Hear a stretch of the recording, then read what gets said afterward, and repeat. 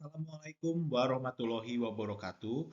Bertemu lagi dengan saya, Oki Harsradian, calon guru penggerak Angkatan 7 SMA N1 Cibungbulang, Kabupaten Bogor. Pada kesempatan kali ini, kita akan membahas koneksi antara materi 2.1 tentang pembelajaran berdiferensiasi.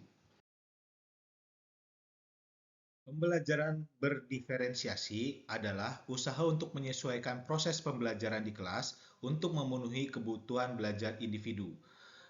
Pembelajaran diferensiasi bukanlah berarti guru harus mengajar dengan cara yang berbeda untuk tiap orang murid. Bukan juga guru harus memperbanyak jumlah soal untuk murid lebih cepat bekerja dibandingkan yang lain. Bukan juga guru harus mengelompokkan yang pintar dengan yang pintar, yang kurang dengan yang kurang.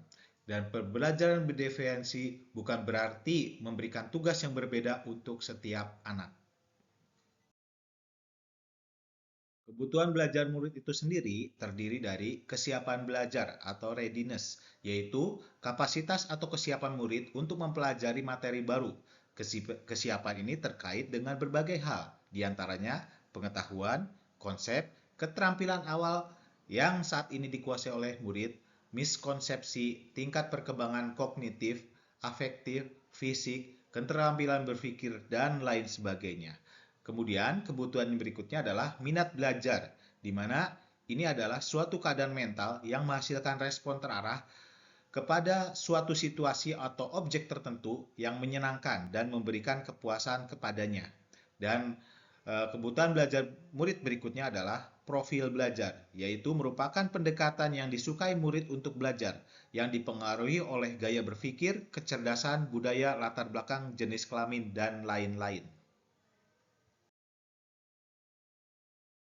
Strategi pembelajaran diferensiasi dapat dilakukan dengan diferensiasi konten, merujuk pada strategi membedakan pengorganisasian dan format penyampaian konten.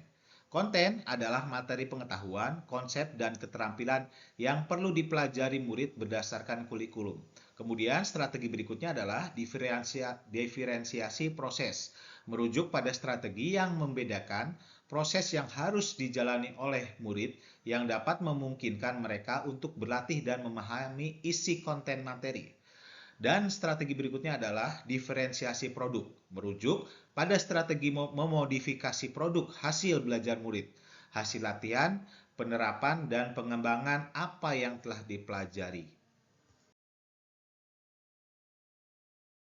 Penilaian meliputi dari assessment for learning, yaitu penilaian yang dilakukan selama berlangsungnya proses pembelajaran dan biasanya digunakan sebagai dasar untuk melakukan perbaikan proses belajar mengajar.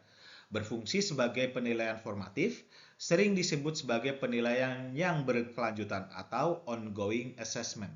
Kemudian ada penilaian assessment as learning, di mana penilaian sebagai proses belajar dan melibatkan murid-murid secara aktif dalam kegiatan penilaian tersebut.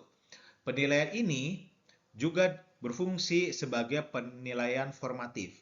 Terakhir adalah assessment of learning. Penilaian yang dilaksanakan setelah proses pembelajaran selesai, berfungsi sebagai penilaian sumatif. Demikianlah koneksi antar materi 2.1 tentang pembelajaran berdiferensiasi. Terima kasih telah menyaksikan video ini. Saya Oki Haisradian, calon guru penggerak SMA N1 Cibungbulang Kabupaten Bogor, mengucapkan wassalamualaikum warahmatullahi wabarakatuh. Salam guru penggerak.